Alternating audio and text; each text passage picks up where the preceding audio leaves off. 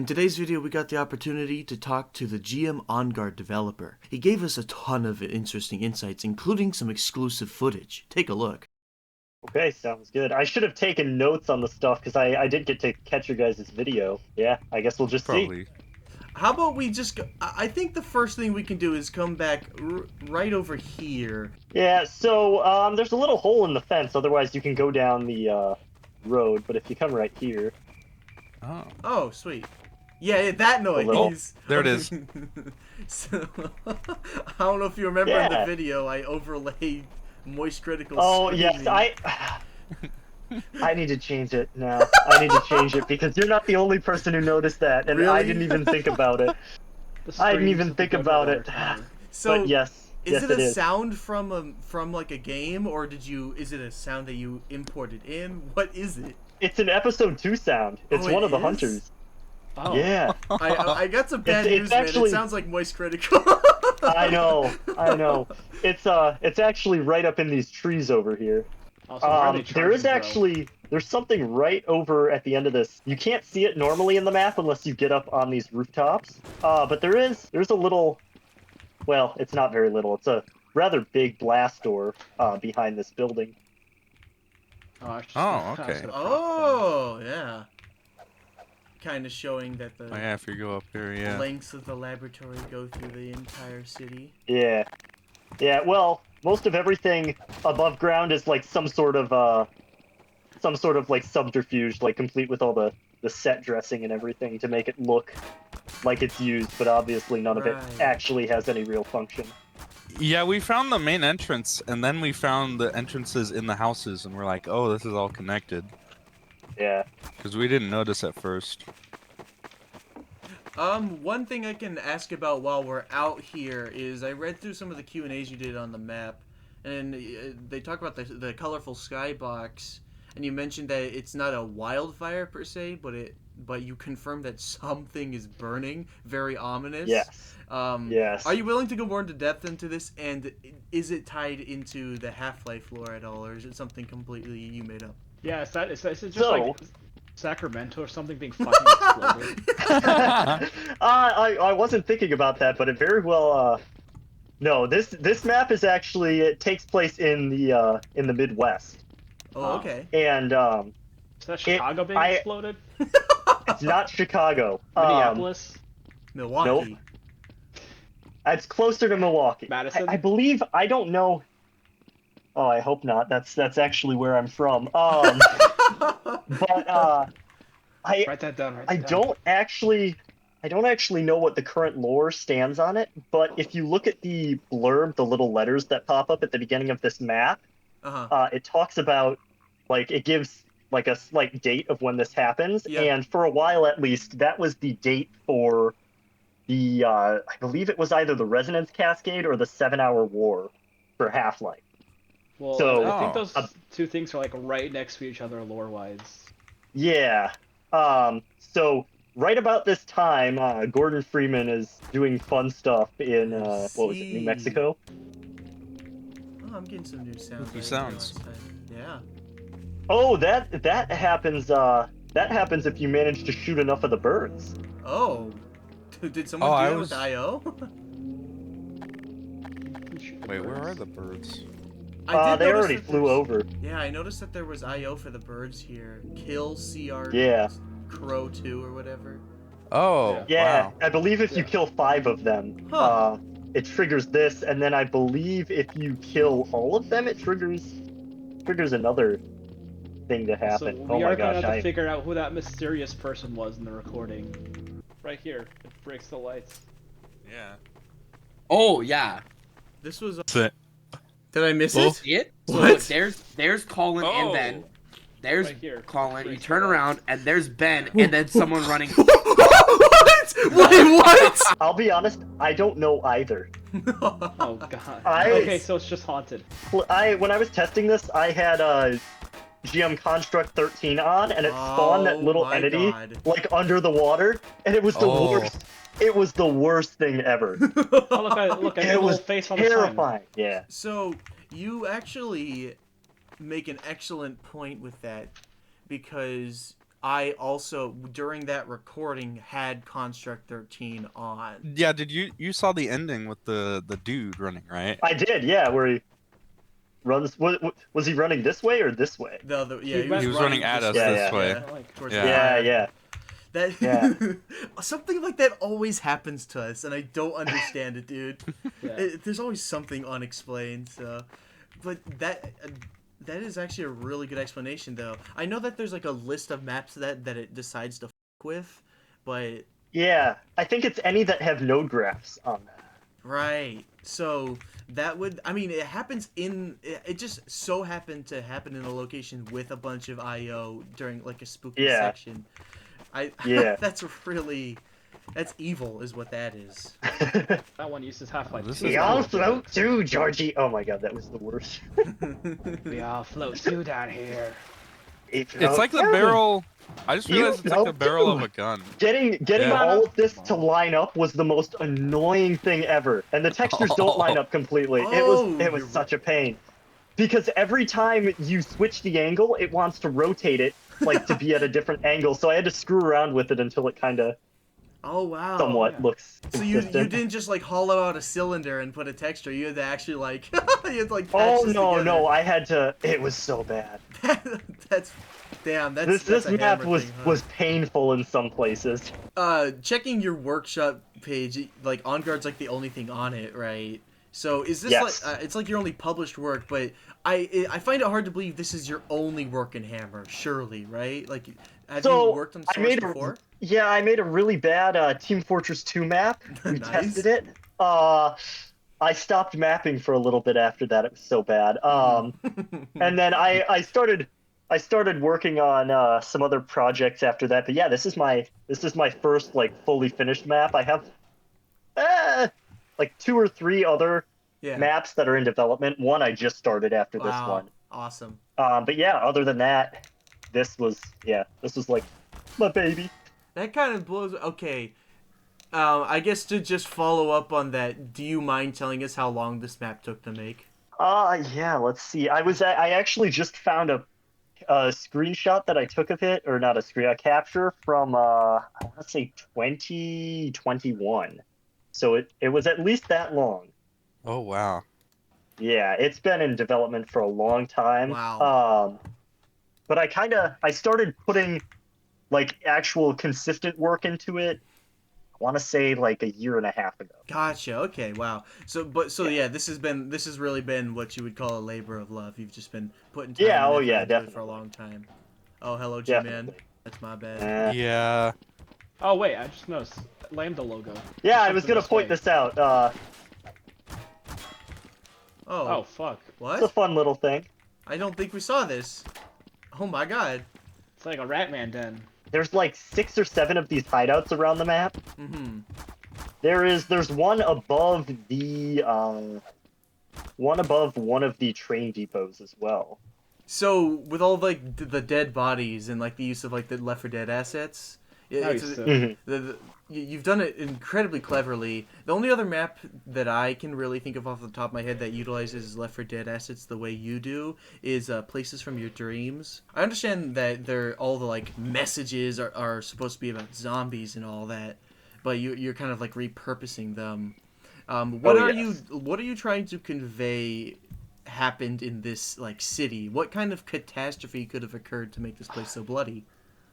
You want to say it reminds me of an episode of Doctor Who. They're on Mars, like there's this Martian base, but they tap into this frozen ice that has this like virus in it that like mind controls people or something. That's what it reminds me of. It's actually not too far off, because I'm going to explore this in much more detail in my future map that I've started working on. Oh my god. Oh my gosh.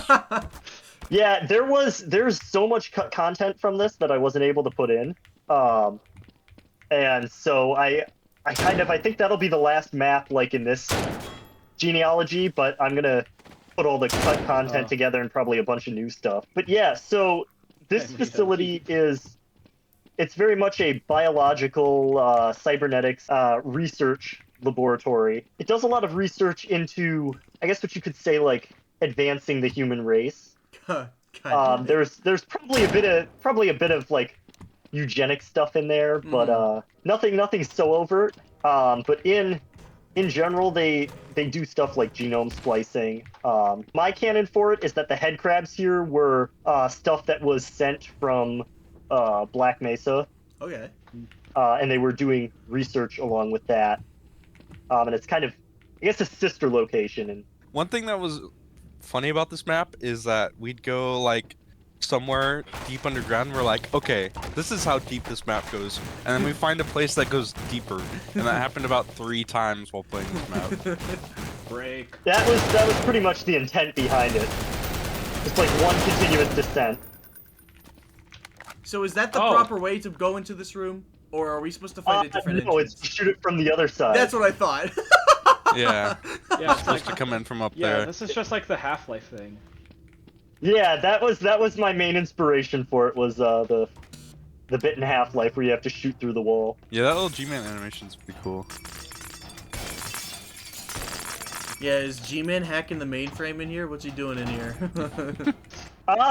He's checking in on how things are going. You know, he's got a lot of variables to take care of, not just Gordon Freeman.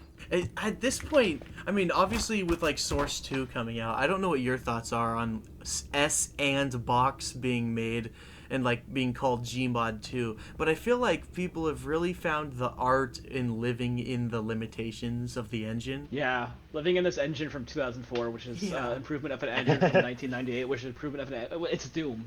We're playing Doom. Yeah, I've tried my hand at making a map in Sandbox, and I am not that good with Source 2. It's like learning Hammer all over again. I mean, it is. I will admit it's superior to Hammer in pretty much every single way, but I've just gotten so used to using Hammer that I'm like a baby. That's what I've been hearing. I've been asking all the people I interview, just being like, hey, what do you think about this new thing being like much more powerful and you're able to do so much more in it? And they're all like, yeah, but I already learned this and I like this. Yeah. We never got these big red doors open. Oh, there's a retinal scanner all the way on the other side. What? Oh. Yeah, this opened it. Oh, wait, what? Okay, hold on. We gotta go back now. I'm assuming it just like loops in on itself. It's just the connection. Right? Yeah. Yeah. Yeah, it's like the train yard. Oh my god, yeah.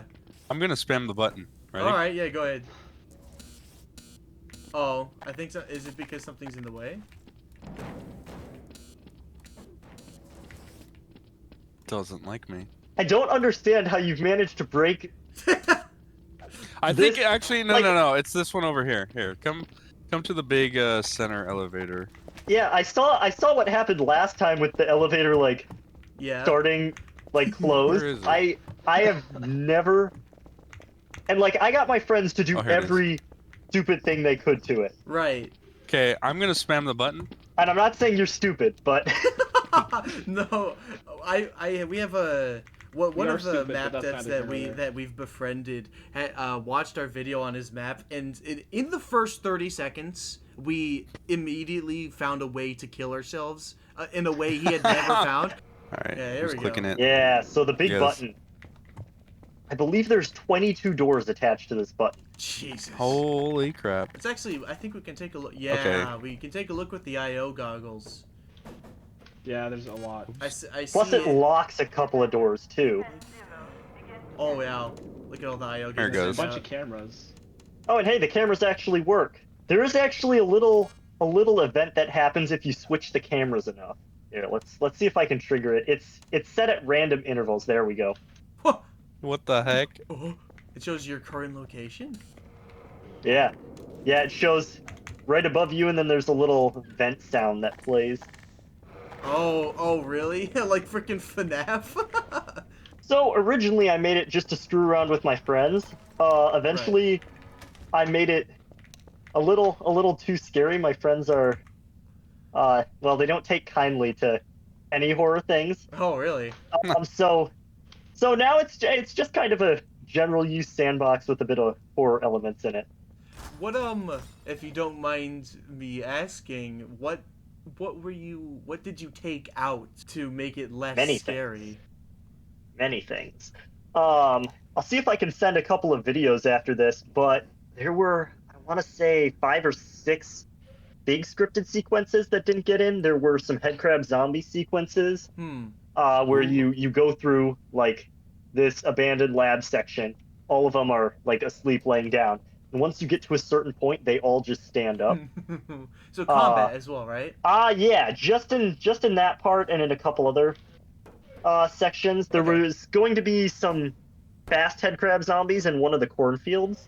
I decided not to do that because I would say about halfway through getting all the scripted sequences up, I wanted to make it a lot less like in your face and a bit more insidious as you went through it. Sure, yeah. Oh yeah. So this guy in the chair right here is Security Chief Sisk. And he originally I'd planned for a couple of recorded dialogues with him, but I had some technical difficulties getting them in here. As in like custom recorded or like something? Yeah, taken? yeah, custom recorded. Gotcha, I see. Is Head North the Echo from That's Left 4 Dead 2? Yeah, that's Left 4 Dead. Although Echo will be coming soon. Oh, well, okay. Within however soon I get on that. I was thinking that you were trying to hide something in like the northern coordinates of the map or something, so I tried looking for those. But there was a plan for that, but yeah, no dice.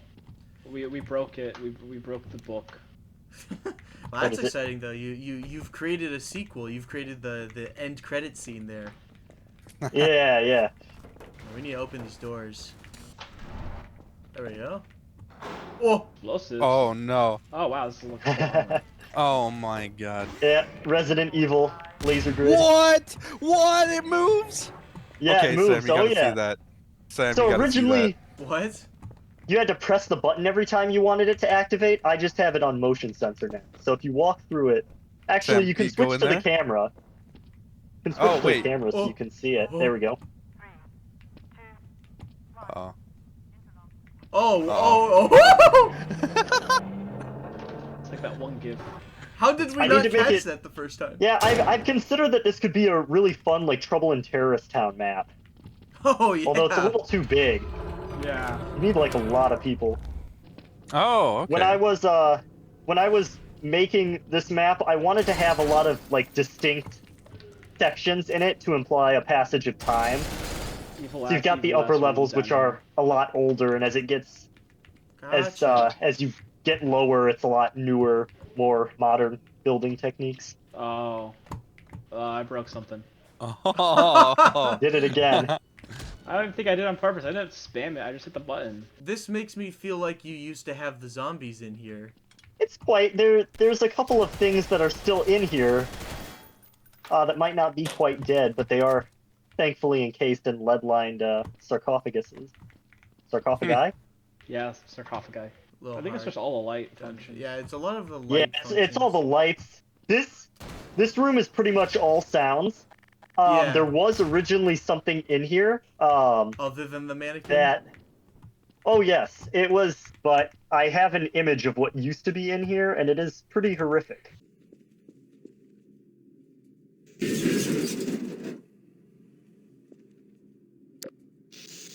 That's exciting. Yeah, it may be in a future map. I don't know. It's almost a little horrific for Gary's mod, and oh god, they have an actual human face in here. So I guess I should say. So originally, this was the first part of like a more story-focused area. You're right. But once again, if there's any question as to why I didn't do something, it's the vertex limit. Stop it. Try playing this in VR. Oh god. Has the librarian played this map? Yes, he just did. I want to say last week, maybe the week before. Definitely we beat him though. We did beat him. He always beats he didn't go into the water, so he didn't. Oh.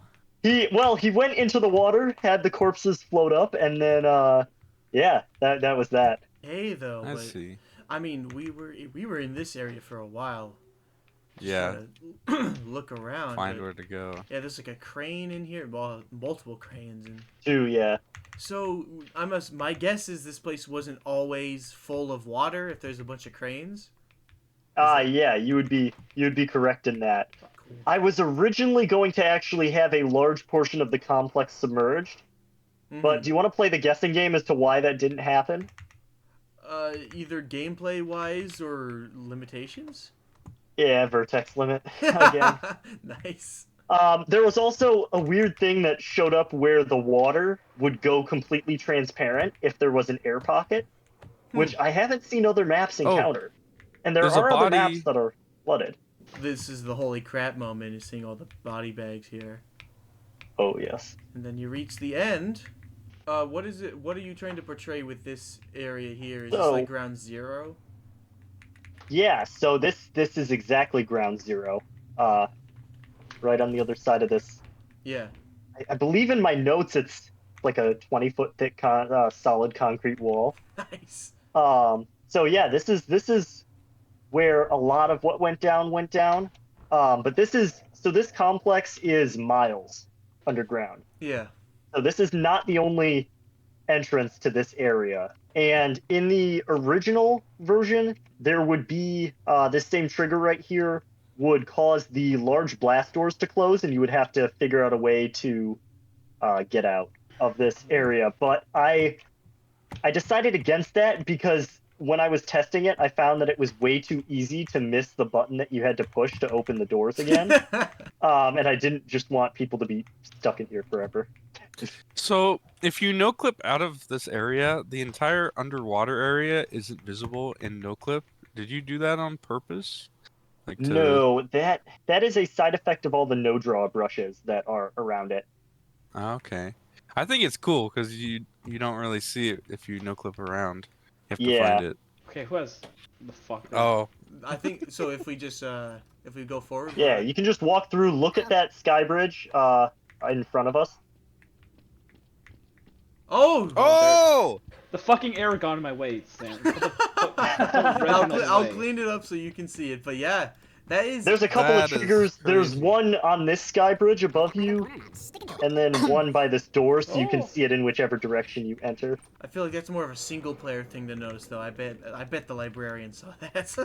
Oh, he did. He shot the window pane out. He's so. He notices I had an ear-to-ear smile on that. That's gotta be rewarding to have someone just be scared shitless from your map. I mean, pretty much. Like I said, my friends won't really play the map anymore, because they don't. Yeah, they don't really like being scared. But yeah, I was watching with an ear-to-ear smile every time. Every time something got him. What else? So since you held back on this map for your buddies, and your buddies have this map now, are you going to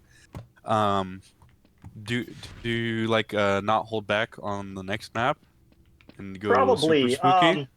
There's definitely going to be combat in the next map. Ooh, I'm in the okay. green room. Ooh, I'm in the green room. The tentative name for it is the Praying Grounds. Although I do tend to switch the names a couple of times. Mm. Like with this map, it was just GM House for a long time. Nice. I guess in that same line of thinking, what is like what's the most rewarding part of the creation process for this? I've had people say it's the lighting design. Some people say it's the sound design. What's the most rewarding part of map making for you? That is hard. For me, it's doing the little details. I really enjoy. In fact, I couldn't stop myself in the optimization version that I'm almost done with. I had to add some more details to other places. I like just telling little like environmental stories. And I guess also in that same line of thought, for a project of this magnitude, because this is no easy feat, what comes first? Like you're like, all right, I want to make Gary Mod map. Am I writing an outline for the lore, or am I creating like that like the Wisconsin landscape first, or are you working on this labyrinth? Yeah, so I kind of just take things in sections and go as I go. So I started out doing like a little bit of the surface, that neighborhood area. And after that, I ended up like starting. I thought early on I wanted some underground section for this map, and so I started working on that. And I had a completely different like direction for it. My idea was to have the map be mostly above ground with a small underground area. But as it kind of progressed, I wanted to split it more 50-50. So have a decent sized above ground and a pretty large underground as well. And then I started out detailing some areas and then other areas not being as much detailed, and it kind of just came to me as I was working on like different parts of the map. Right, so the more you progress in making, the more ideas would come to you in that time of Pretty creativity. much, yeah. Makes sense. Yeah. And so is this area here, like this underwater section, kind of like the remnants of the idea of half the lab being underwater? Yes. So this original section was not half submerged. And I did this because in the original version of the underwater cave, there was an air pocket, and that's where the body bags would be. And in fact, there was even something that was swimming in the original cave section.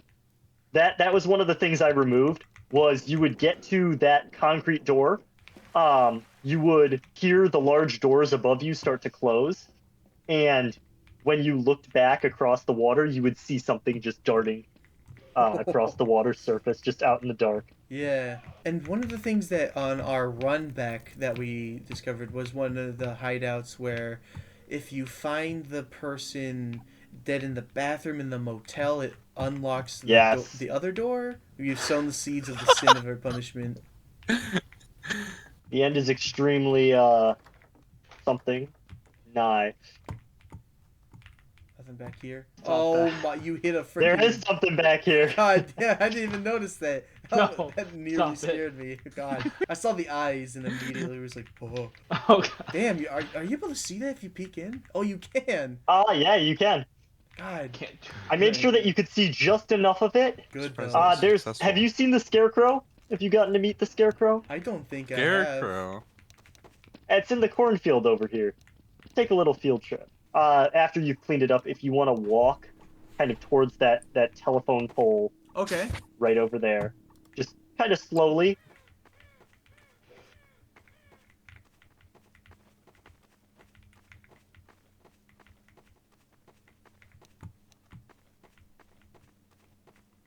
Catch it that time? Unless that was Ben, was it someone running through the cornfield? Yes, somebody runs through the cornfield. I didn't know if that was someone or not. Okay. Let me see if I can find it. Rally on me. Oh my God. Oh my God. See that. I'll see it in the recording. Yeah, that is. Oh my God. What is he wearing? What is that? That's a human head. Oh my God. So, remember when I talked about those cybernetics that they were doing? This might have been one of the byproducts of it. Oh my God. In fact, I have a little I have a little piece of lore that I didn't get to put in the map, but essentially these I guess you could call them models have a defect. When they're approached by a humanoid and the humanoid is looking upon them, they go to their conversation subroutines and they freeze, which explains why when you look at it, it does not move. Also, if there wasn't any more confirmation that you definitely are a Wisconsinite, making a deer stand in the middle of a farm property might be the most Wisconsin thing. Yep. Go crack a couple of cold ones. Put a big book. Oh, we got some summer sausage out there. Stop by the bubbler. That's sick. Okay, so missed that. If you guys come back to the spawn, I have another question, like the gas station. Yep. Yeah. These people over here. Oh yes, I'm glad somebody found them. The who? The what now? Oh shit. What the hell? So, these are those same things in the cornfield. Oh. Just a little more skinned, a little more meat and bones on them. It's the and Half-Life 2. The more disturbing thing that I have a version which is basically the which is basically a mix between what's in the cornfield and this. It's got a lot more flesh on it and a lot more blood, ribs. Pretty gnarly. That's sick though. How did you find this, Ben? That's a well hidden secret I there. There's a couple of them in the cornfield as well. There's a couple as well across from the National Laboratory surface building by the car over here. Yeah, so we're just getting watched the whole time we're here, huh? Yeah, oh yes. With putting so many like incredible hours and just like the mental strength to pursue a project this massive, what keeps you going, and what's the ultimate goal? What is the lasting impact that the player should have when playing this map, and what should be the thing when they step away from the map is the thing that they remember first? Hey, I'm gonna answer those in reverse order. So, I think the thing that I would like them to always remember is this map is pretty unnerving, especially if you're playing alone. If they remember nothing else, I want them to remember that feeling of being watched and having just having that foreboding atmosphere to it. So I mean the original goal of this map was just to make something mostly fun for me and my friends to play, and along that I'm kind of a perfectionist about things, so I kind of just kept going, and eventually I'm like, well, heck, why not just make this an actual project? So I wanted to, after I'd put so much work into it and decided to, actually turn it into something that I could share, I really, if people enjoyed playing this map, no matter what the reason was, if they like being scared, if they like, just screwing around with friends on it, then I think this map has done a good job. I think along with that, the thing that really kept me working on this map is that when I start something, I definitely have to finish it. I Yeah. I can't just stop halfway, because then I'm like, well, because I don't know, it just eats away at me if I don't finish something. I've definitely got that perfectionist nature. I'm definitely with you on that. I've started projects that I lose sleep over until I finish them. Yeah. So I mean, the biggest part was I was redoing a bunch of stuff that my younger self had not done very well. Yeah. Like, this map used to have an 8-hour compile time. Oh my god. oh So now I think it's down to 3 or 4 hours. I didn't even Um, think of that. That's crazy. Oh my god. it's I used to have to set it, and I was doing it on my laptop, so it took extra long. Now I have an Damn. actual nice gaming PC, so I don't have to. Sure. But yeah, for a while I was thinking about getting into game design, and I might still keep that into my back pocket. Oh, one other thing that I completely forgot about. Have you guys seen the cars below the river here? This one, I don't think many people have seen this yet. In this river, there are some automotive vehicles. So if you were wondering where they got their test subjects for in the lab, well, here you go. oh, and they just dump it. Yep, Huh. all right Okay. here. Yeah, you talk about details. That's a very easily missed detail right there. Yeah, like I said, I don't think anybody's seen it yet.